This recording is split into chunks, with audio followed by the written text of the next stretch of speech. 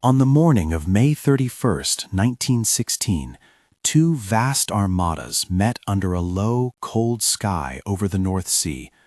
More than 200 ships, battleships, battlecruisers, light cruisers, destroyers, and submarines moved like pieces on a globe-spanning board, and by nightfall, the world had seen one of the most closely watched, most costly, and most contested naval engagements of the 20th century.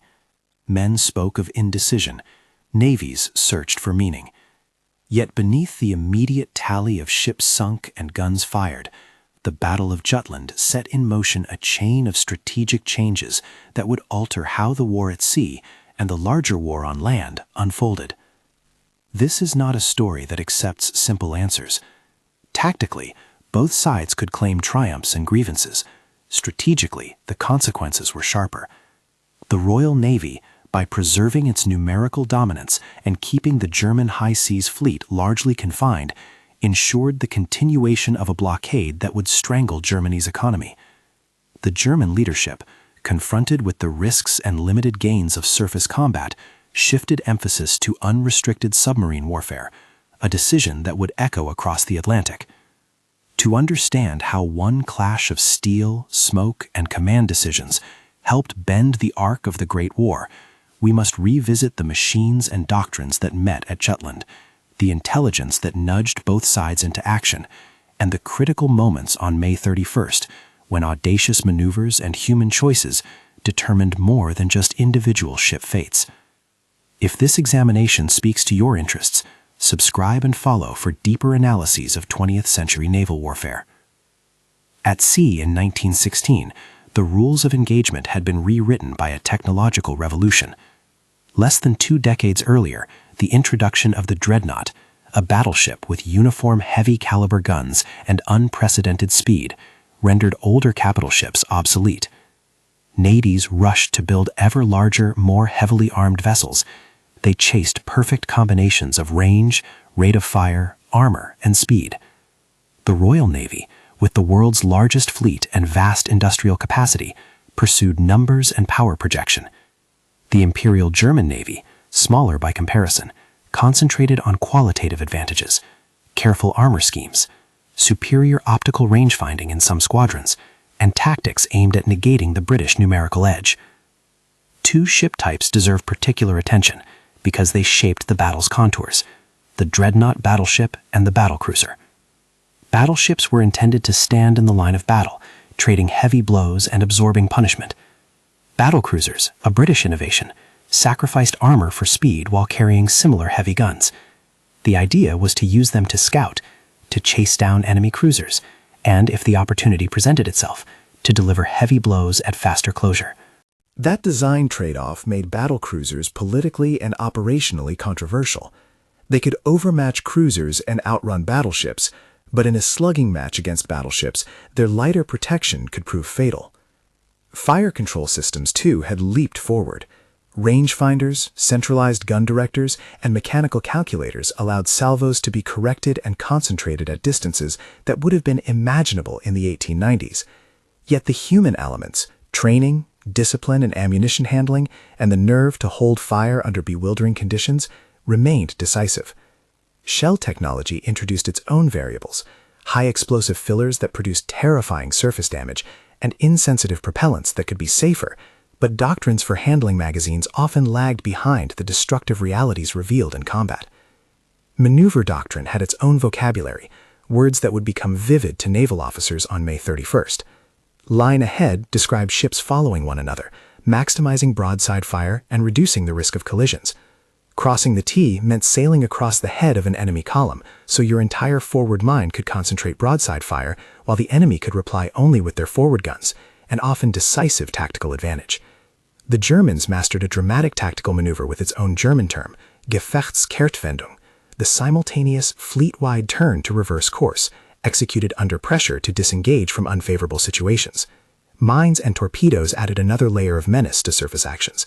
They were force multipliers that could transform a movement into a gamble. Underpinning all of these technologies and doctrines was strategy. The North Sea had become a chessboard where Britain sought to uphold a blockade, a vessel of economic siege. The blockade aimed to deprive Germany of imports, food, raw materials, equipment, and to sap the nation's capacity for sustained war. Germany's strategic aim, constrained by a smaller surface fleet, was not primarily to win a decisive battle on equal terms, but to alter the balance of sea power incrementally. Ambush and attrition, clever use of submarines and mines, and periodic fleet sallies designed to inflict enough damage to erode British resolve, or at the least to compel the Royal Navy to disperse forces in defensive trade and coastlines. Intelligence rode alongside steel as a decisive factor. The Admiralty's Room 40, Britain's cryptanalysis unit, had by 1916 made striking gains against German naval codes. Intercepts of naval traffic and the capture of key codebooks allowed British intelligence to read German signals with varying degrees of clarity. Those decrypts offered the Admiralty an unparalleled window into German intentions, planned raids, unit movements, and glimpses of strategy. But decrypts were only as valuable as the system that acted on them. Communication chains within the Admiralty and between the Admiralty and commanders at sea were imperfect. Messages could be delayed, misrouted, or misinterpreted. A decrypted plan could therefore yield a strategic forewarning, but failed to translate into timely tactical advantage. The story of Room 40 at Jutland is one of both cutting-edge advantage and human failure in dissemination, brilliance constrained by the friction of organizations and technologies. Into this web of steel and code came the personalities who would shape the day. Admiral Sir John Jellicoe commanded the British Grand Fleet from his flagship with the weight of national strategy on his shoulders, preserved the fleet as the ultimate guarantee of Britain's command of the sea. Jellicoe was deliberate, acutely aware that a catastrophic loss could cost Britain its maritime supremacy. Opposite him, Admiral Reinhard Scheer led the German High Seas Fleet with the dual aim of leveraging tactical opportunity and, when possible, opening a path that might relieve the pressure of the blockade. Under Scheer, Vice Admiral Franz von Hipper commanding Germany's battlecruiser force, fast, hard-hitting ships designed to engage and lure. The British battlecruiser force fell to Admiral David Beatty, an aggressive commander who favored initiative and action, traits that would both create opportunities and invite criticism. Plans before May 31st were chess moves arranged to create such opportunities. Scheer's intention, refined over months of cautious probing, was to use the battlecruiser forces under Hipper to draw out part of the British fleet and then bring the heavier German units to bear and inflict local superiority. The aim was not necessarily to fight a full fleet engagement, but to isolate and defeat elements of the enemy in detail, in effect to use operational art and timing in a bid to break or at least shake the blockade stranglehold. The British plan was to maintain a posture of sea control, using scouting forces and the Grand Fleet together to prevent a decisive German rupture, while keeping their critical assets safe. Numbers mattered on paper. The Royal Navy enjoyed more dreadnoughts and battlecruisers overall, greater coal and material reserves, and a logistical posture that favored extended blockade. The Germans, however, brought advantages in certain technical designs and the advantage of interior lines close to home ports. Qualitative differences were also decisive. British fire control systems were excellent, and their heavy guns capable, but some British ships, especially early battlecruisers, had armor schemes that left magazines and engine rooms relatively exposed in the face of penetrating hits. German ships tended to be more conservatively armored, and in some cases exhibited superior compartmentalization. Their crews often trained with an emphasis on steady, controlled gunnery.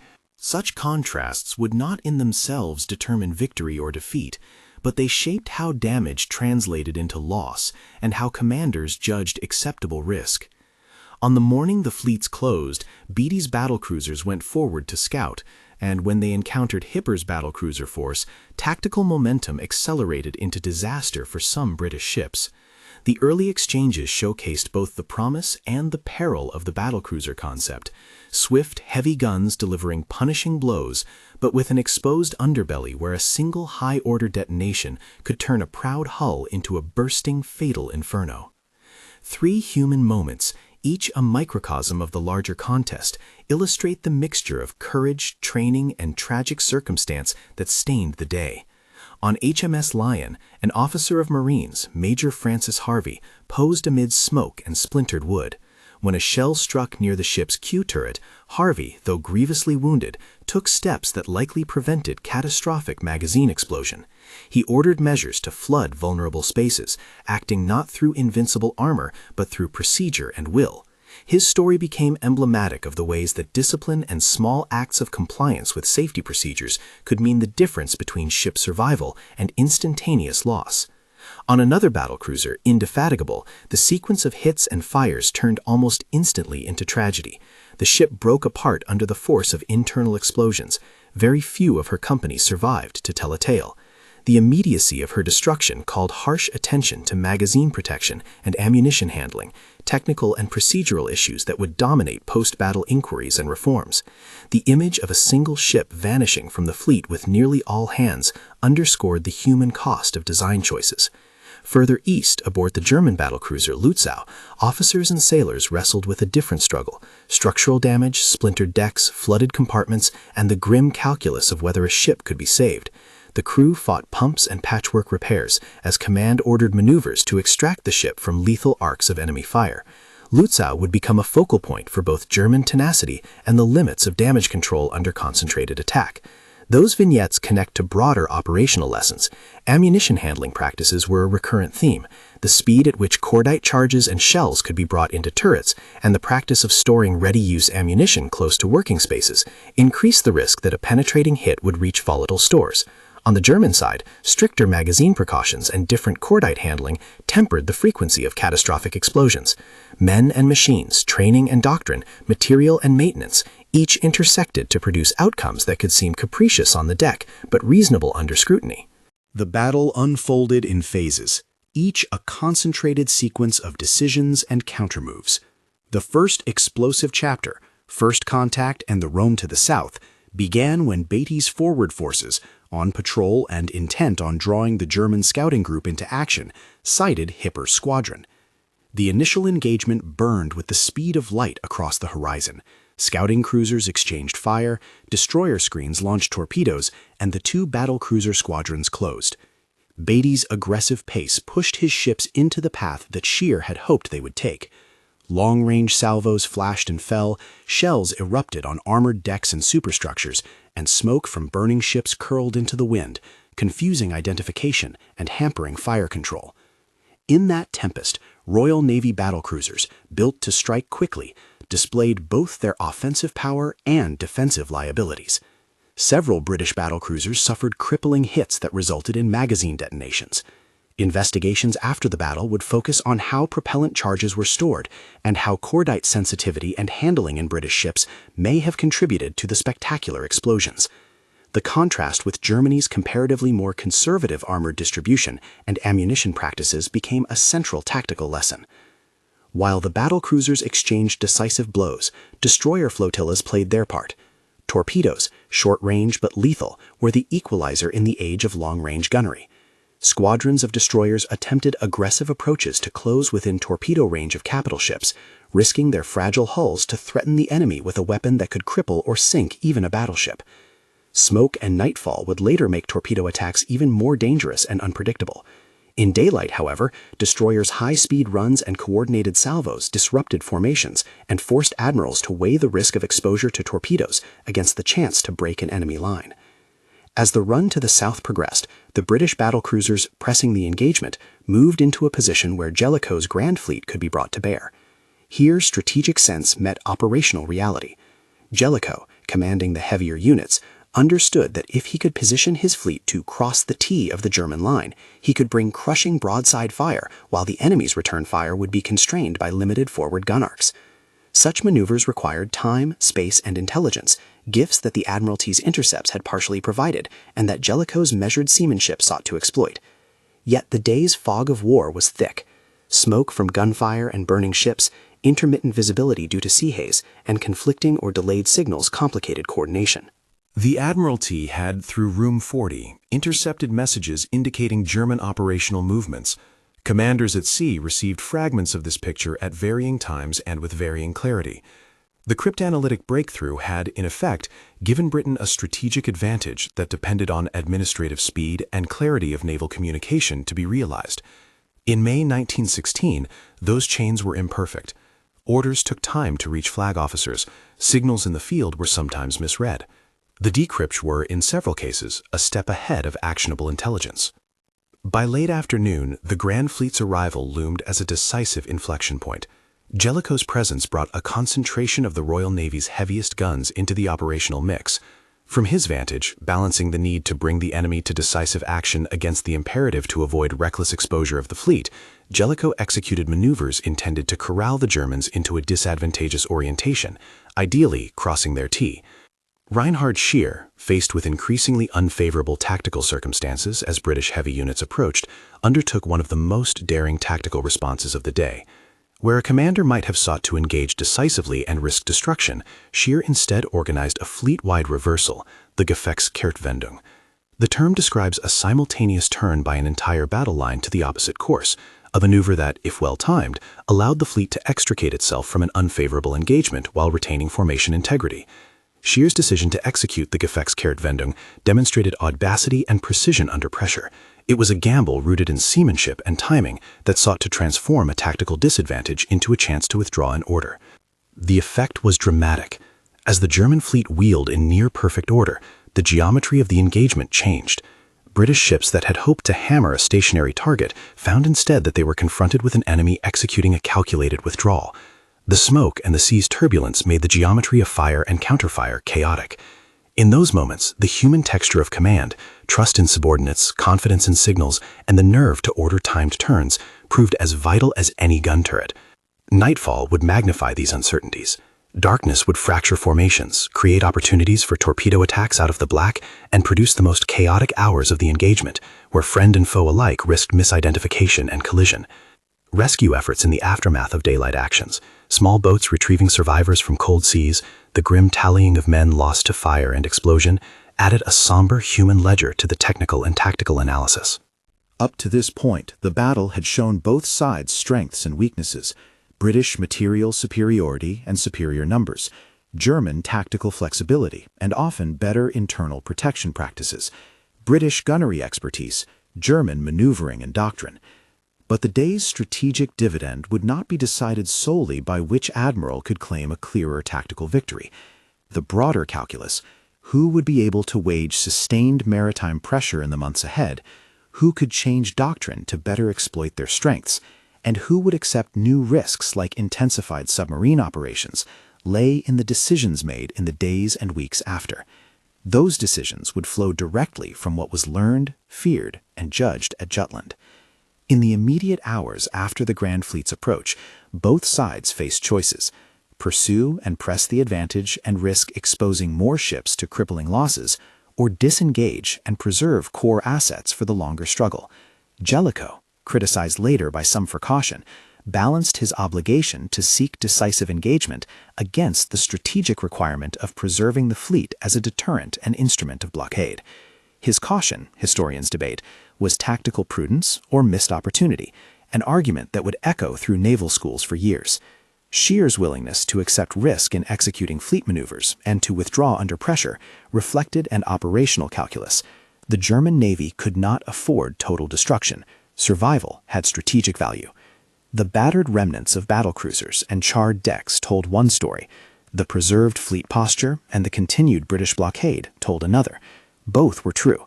The immediate count of ships sunk and lives lost, awful enough in their own right, only partly measured the battle's significance. What mattered equally, and perhaps more for future events, was how both navies interpreted the lessons and how political leaders converted those lessons into strategy.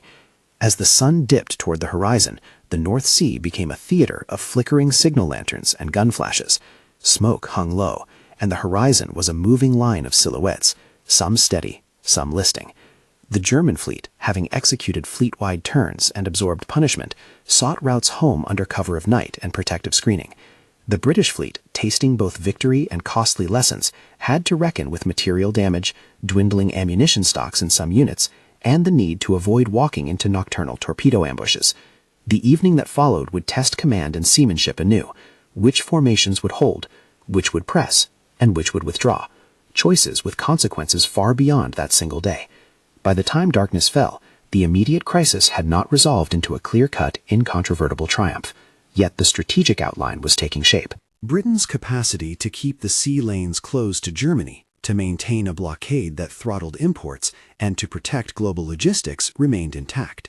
Germany, seeing the risks of large surface action and recognizing both the impotence and the cost of risking its battle fleet in pitched engagements against numerically superior foes, turned its strategic imagination increasingly toward a different instrument of maritime warfare, the submarine. That shift from fleet action to undersea campaign would be the next chapter in how Jutland changed the conduct of the war. The night, however, still held events that would decide immediate survival. As columns of black-hulled ships cut across the star-silvered sea and small craft pushed to rescue the wounded under a canopy of smoke and gun flashes, commanders on both sides felt the immense weight of their responsibilities. The decisions they made in the darkness would determine not only which ships limped home, but how each navy would thereafter adapt its doctrine and technology. The story so far has ranged across steel and strategy, intelligence and human courage. It has shown how ship design and doctrinal choices shaped vulnerability and resilience, how a cryptanalytic breakthrough like Room 40 could offer a strategic edge constrained by organizational friction, and how personalities, Jellicoe's caution, Beatty's audacity, Shear's daring, cast long shadows over the day's outcomes. The fight had moved from the kinetic clarity of daylight into the uncertainty of night, and with that transition, the nature of risk and opportunity shifted. The contest for control of the sea, having been tested in daylight, now entered a phase where stealth, torpedoes, and fragmented command would determine the immediate fate of many ships. Night sharpened the dangers at sea into something more intimate and immediate than the daylight gunnery duel had been. Where broad daylight had allowed rangekeepers to correct salvos and admirals to see the geometry of the fight, darkness dissolved lines, blurred silhouettes, and turned every bow light and smokestack into a potential threat. Torpedoes, the short-range underwater equalizers, became the principal hazard. Small, fast craft could now approach under umbrelling smoke or simply out of the dark and fire a weapon that, if it struck, could end a capital ship's career in an instant. The character of the contest changed. From controlled, measured exchanges at extreme ranges, it became a contest of recognition, nerves, and local initiative. In the first hour after dusk, confusion reigned. Signals, lanterns, flags where visible, and increasingly unreliable wireless messages struggled to keep pace with rapidly shifting formations. On the British side, fractured squadrons sought to close and prosecute the German fleet. On the German side, screening destroyers and torpedo boats pressed aggressive counterattacks intended to force British battle lines to give way or to introduce a torpedo threat that might buy time for the heavier units to escape. Several close-range encounters boiled into chaotic, lethal spurts. Splintered superstructures, flashes that misled rangefinders, and the sudden, terrifying line of fire from a torpedo's wake. In these black hours, training and discipline mattered as much as hardware. Among the most dramatic night episodes were the destroyer and light cruiser clashes, where a few hundred tons of steel might decide the fate of a battleship miles away. German torpedo salvos in the dark threatened to rake the British lines. British destroyers, equally willing, attempted to close and take shots that might cripple, or at least force the high seas fleet to alter course. Risk of friendly fire, misidentification of ships and squadrons, rose. Recognition signals and challenge and reply procedures that were clear in peacetime or daylight became fragile under blackened skies and the din of combat. In this chaos, several near misses occurred, where a single misread signal or poor recognition could have led to catastrophic collision or fratricide. The Battle of Jutland's night actions also included feats of seamanship and desperate salvage. Lutzow, already grievously damaged from daytime hits, limped under tow after her armored citadel had been smashed and her forward structures gutted. The German crew labored to control flooding and fight fires, and a contingent of smaller craft screened her vulnerable hull, dragging her toward ballast and shelter. In a harrowing human vignette, German damage control parties worked amid steam, smoke, and shattered steel to keep pumps running and shore up bulkheads. Men passed pumps and patched plate with a combination of improvisation and trained procedure. Despite valiant efforts, Lutzow's structural state worsened. The ship ultimately had to be abandoned and sank en route, a loss that resonated on both sides as an example of how persistence and seamanship could only sometimes defeat the physics of battle damage. On the British side, Warspite, one of the Royal Navy's most renowned capital ships, suffered significant hits but displayed the effect of robust compartmentalization and determined damage control. Her steering was damaged at one point, and her hull bore the effects of concentrated shell fire. Yet through concerted effort by engineering crews and the application of counter-flooding and makeshift repairs, Warspite kept station and fired effectively in later salvos. Her survival, and that of several other heavily damaged but not lost ships, became testimony to effective training, redundancy, and an ethos of keeping the fleet afloat even under extreme stress. But for every Warspite, there were ships like Queen Mary and Invincible that vanished extraordinarily quickly after magazine detonations. Queen Mary's destruction was instantaneous to many observers. One moment a proud battlecruiser, the next a column of flame and a disappearing keel.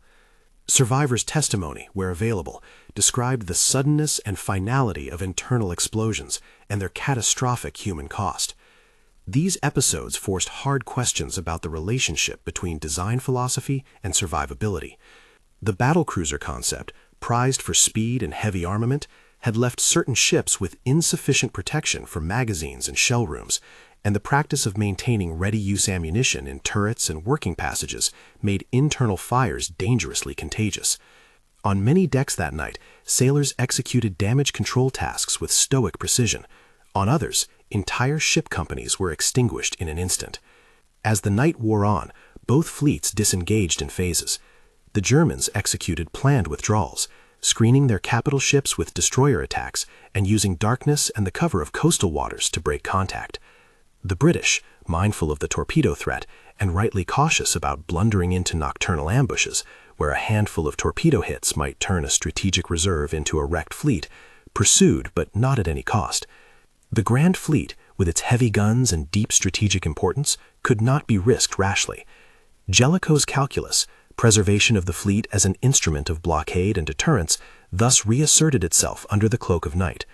When dawn finally lightened the eastern horizon, both navies counted their dead, counted their ships, and tried to parse what had been achieved. The immediate material tally was sobering. Several capital ships lost, numerous cruisers and destroyers sunk, thousands of sailors dead or missing, and hundreds more wounded or taken prisoner. The Royal Navy had lost high-profile ships and suffered grievous personnel losses among the battlecruiser crews. The German Navy had lost ships and lost face, in the sense that it had failed to decisively break the British blockade. But beyond the ledger, the real inflection point lay in how political leaders and naval staffs interpreted the day's lessons and what strategic choices followed. Room 40's contribution to the pre-battle picture warrants particular attention in that analysis. Britain's cryptanalytic successes, gaining access to German signal traffic, had given Admiral Jellicoe and the Admiralty forewarning of planned German movements. That intelligence allowed the British fleet to be at sea in force and to position itself in ways that magnified its numerical advantages. Yet the sequence of events also showed the limits of cryptanalytics. Decrypts did not always arrive at the right desk in time, and when they did, they had to be interpreted and translated into clear orders for commanders on the open sea. Wireless limitations, the fog of war, and human error meant that some potential opportunities slipped through the cracks. In short, Room 40 had a strategic role, but was not a perfect surgical instrument. Its successes helped create the conditions for a confrontation the British could meet, and its shortcomings ensured that tactical exploitation of that advantage was never automatic. Once the immediate shock of battle settled, inquiries and criticisms flowed fast and hard from politicians, naval men, and the public. Admiral Jellicoe, whose strategic imperative had been to preserve the fleet, faced accusations by some contemporaries and later critics that he had missed opportunities to press the Germans more aggressively. Admiral Beatty, whose battlecruiser force had borne heavy early losses, was praised by admirers for boldness and criticized by detractors for tactical misjudgments, most pointedly for exposing lightly armored battlecruisers to heavy-caliber German shells in circumstances where British ships received penetrating hits that reached magazines. Reinhard Scheer and his German colleagues faced their own criticisms for risking too much in seeking to isolate parts of the British fleet and for allowing a numerically inferior force to escape more intact than might have been hoped. Historians have debated these judgments across generations. Early post-battle narratives in England were often aggrieved and searching for a clear story, an identifiable failing or heroic triumphs that could explain the carnage. Interwar historians and naval commentators sometimes simplified the narrative into lessons about personalities. Later scholarship, benefiting from wider archival access and a longer perspective, has tended to present a more balanced view, that Jellicoe's caution can be seen as responsible stewardship of a strategic asset, and that Beatty's aggressiveness, while tactically risky, reflected valid operational instincts for seizing initiative. German historians, for their part, have emphasized Scheer's tactical resourcefulness in extracting his fleet. The consensus that emerges is one of nuance. Jutland was less a decisive, singular victory for one side than a fulcrum that reshaped how both navies, and the political bodies that directed them, thought about risk, fleet employment, and the relationship between technology and doctrine. Those doctrinal lessons were immediate and consequential. Ammunition handling practices came under intense scrutiny. The British inquiry that followed the battle recommended changes to the handling of cordite charges and to the storage of ready-use ammunition. Magazines were better segregated, procedures for anti-flash protection, measures designed to prevent a flash from traversing from turret into magazine, were tightened. training emphasized the trade-off between rate of fire and safety, pushing crews to accept the idea that demanding maximum firing tempos increased the risk of catastrophic ignition. In subsequent refits, some ships received enhanced armor protection in vital areas, and modifications to anti-flash doors and venting systems were instituted. Historians note these reforms as evidence that Jutland shifted internal naval practices in ways that would save lives and ships in future engagements. Gunnery doctrine also evolved. The engagement had illustrated how rapid, accurate fire at long ranges could be decisive, yet it also underscored that salvo control, spotting, and concentrated fire patterns were paramount. British experimentation with ladder or spotting firing techniques, methods that organized salvo patterns to improve fall-of-shot corrections and to minimize wasteful dispersion, accelerated in the post-Jutland years. Such tactical refinements did not transform navies overnight, but introduced incremental advantages in gunnery effectiveness that mattered in continued attrition and blockade.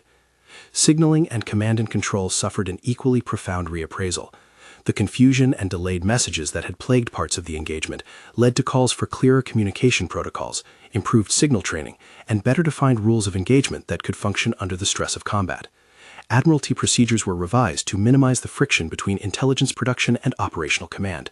Room 40's insights were to be harnessed more methodically, with improved staff processes to ensure that decrypts reached the commanders who needed them and did so with actionable clarity. On the German side, the operational lesson was stark and political. While German seamanship and certain aspects of ship design had performed well, the strategic calculus remained forbidding.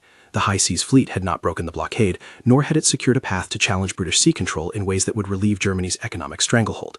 Political leaders, already sensitive to the economic effects of the blockade and to the high cost of sustenance shortages, began to consider whether the surface fleet could be the instrument to break British resolve.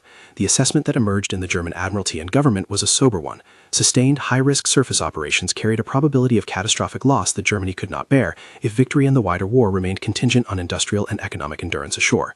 This assessment fed directly into a strategic pivot. The German Navy intensified its investment in submarine warfare as an asymmetric option, one that could impose costs on British merchant fleet and attempt to sever supply lines without inviting a decisive set-piece engagement that might destroy the High Seas Fleet. The submarine offered stealth, surprise, and the political utility of striking at commerce. The shift to undersea emphasis was not instantaneous nor monolithic. Surface cruisers still operated and mines continued to exact tolls. But Jutland's demonstration that fleet-in-being strategies came with ruinous risk accelerated U-boat prioritization. This in turn had cascading effects. The intensification of submarine warfare in 1917, arguably traceable in part to the lessons and fears provoked by Jutland, played a role in provoking neutral ire and, ultimately, contributed to American decision-making about intervention. Scholars warn, correctly, against simplistic cause-and-effect claims.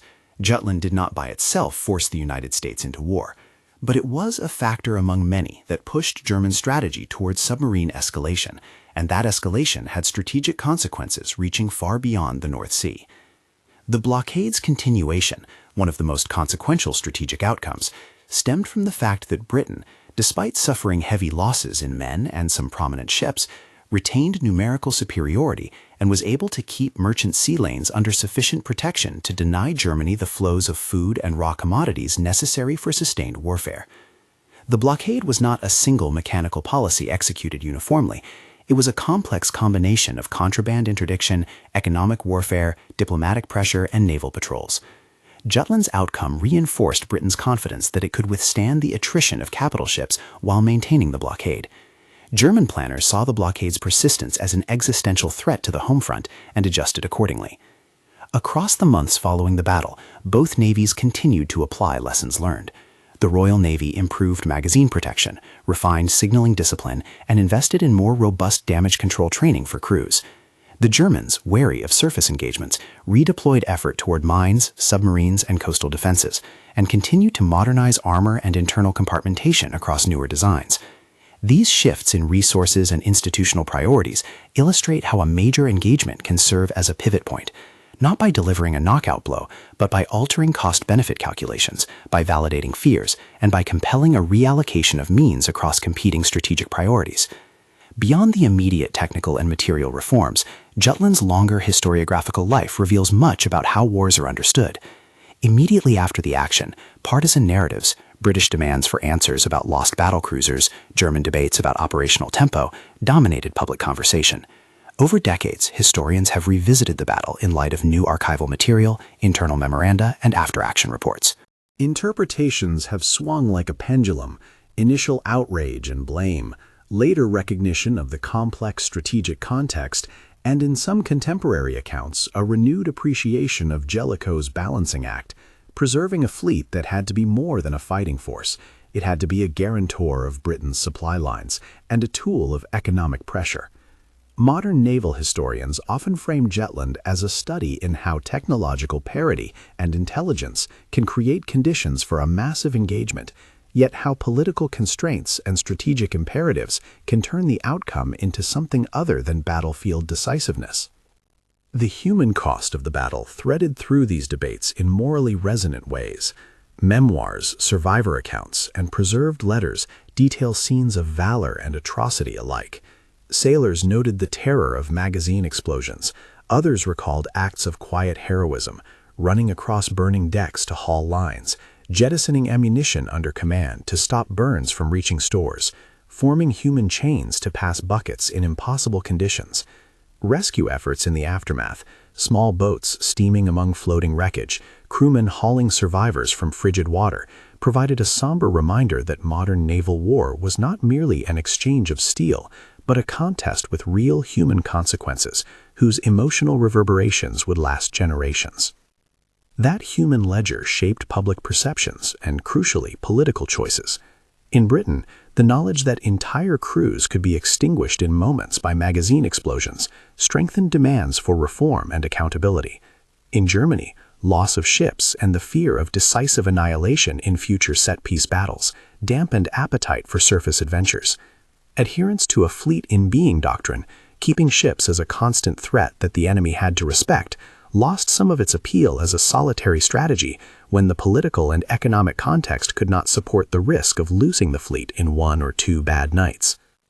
The battle's contribution to the longer arc of the First World War, therefore, must be read through layered causalities. Jutland did not, at a stroke, end Germany's capacity to wage war. Germany fought on for nearly 2 more years. But by reinforcing the blockade and accelerating Germany's turn toward unrestricted submarine warfare, Jutland helped shape a sequence of strategic choices that influenced the broader conflict. The intensification of U-boat warfare, in turn, altered alliance politics, affected neutral nations' calculations, and compelled countermeasures, convoys, anti-submarine warfare measures, and allied cooperation that remade maritime strategy for the remainder of the war. In the interplay of these factors, Jutland is best understood as a catalyst rather than a determinative event. It changed incentives, sharpened fears, and redirected resources in ways that mattered materially and politically. Longer-term naval doctrine also bore Jutland's imprint into the interwar years. Navies worldwide read the engagement as a lesson in modern fleet warfare. Questions about armor distribution versus rate of fire, about magazine protection, about centralized versus dispersed fire control, and about the proper balance between large surface fleets and smaller, more agile forces were debated in naval staff colleges from Portsmouth to Kiel to Washington. The dreadnought arms race that had produced the hardware of 1916 fed interwar debates on limitations and treaties, and Jutland's tactical lessons informed the design priorities of the next generation of capital ships. Some navies sought heavier armor and improved magazine safety. Others emphasized aircraft, submarines, and methods of sensing and striking beyond the line of sight, flowers of doctrinal development that would bear fruit in the Second World War. And yet, amid these technical and doctrinal currents, the larger human reality remained. The men who fought and died at Jutland were sailors drawn into a modern, industrialized mode of war that magnified both the reach of state power and the fragility of individual lives. Memorials and commemorations across Britain, Germany, and neutral countries preserved the memory of lost ships and lost crews. They kept alive the sense that a single day at sea had human costs that demanded historical reckoning.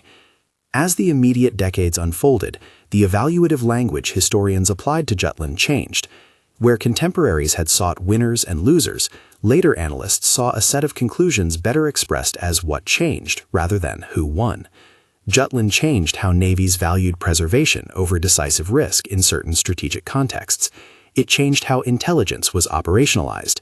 It changed ammunition handling, gunnery techniques, and signaling doctrine. And it changed Germany's appetite for using surface fleets as instruments of strategic relief. Each of these shifts carried downstream effects that influenced blockade efficacy, the posture of commerce protection, and the shape of naval investment, shifts that in aggregate contributed to the larger outcomes of the war. A final, sober reflection is necessary. It is tempting to seek a single narrative in the aftermath of great battles, a clean arc from clash to consequence. But history is messier. Jutland did not end the war, nor did it make the war inevitable. It altered probabilities and nudged actors towards choices that had consequences beyond the horizon of the day. It sharpened Britain's commitment to maritime blockade and pushed Germany, already under severe economic duress, towards submarine escalation. It forced both navies to confront the intimate link between design and doctrine, between cryptanalysis and command, between a single admiral's judgment and the fate of thousands of sailors. In these ways, the battle changed the course of history not by a single decisive blow, but by redirecting the strategic conversation and the allocation of resources that would determine future campaigns and ultimately the endurance of nations at war.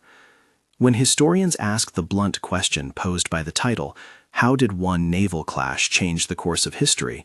the answer must be complex. Jutland's guns and maneuvers did not alone decide the fate of empires, but they set in motion institutional reactions and political strategies whose cumulative effect altered the maritime dimensions of the First World War. By preserving British sea control, by validating fears that surface fleet engagements could be too costly for Germany, and by nudging both technical and doctrinal reforms, Jutland helped shape the conditions under which the next strategic moves, most notably a heavier reliance on U-boats and the continued enforcement of blockade, would be made. Those subsequent moves had broader political and economic implications that resonated far beyond the North Sea. The memory of Jutland endures because it is instructive in multiple registers, as a study of leadership under uncertainty, as a lesson in the interplay of technology and tactics, as a case of intelligence's limits in wartime, and as a human tragedy whose dead demanded reform. The vessels that burned and sank, and the crews who stood and fought aboard them, left a legacy in steel and policy. Admirals and politicians read that legacy and altered priorities accordingly. In a century shaped by the ascendancy of industrialized warfare and by the increasing integration of intelligence, logistics, and political will, the Battle of Jutland stands as a fulcrum, not the moment the Great War was decided, but one of the key moments that shaped the maritime strategies that bore on its eventual outcome. If the narrative of Jutland sparks your curiosity, there is more to explore. Detailed ship case studies, the archival decrypts that Room 40 produced, and the contested historiography that continues to animate scholars. For now, consider the battle's paradox. Tactical ambivalence coexisted with strategic clarity. The clash of iron and fire left no decisive war-winning result on the table, but it reconfigured how both sides imagined and waged naval war, and in doing so, it helped shape the greater conflict that defined the 20th century. If you want to dive deeper into the ships, the signals, and the intelligence of this period, subscribe and join our series on naval history for extended analyses and source-based reconstructions.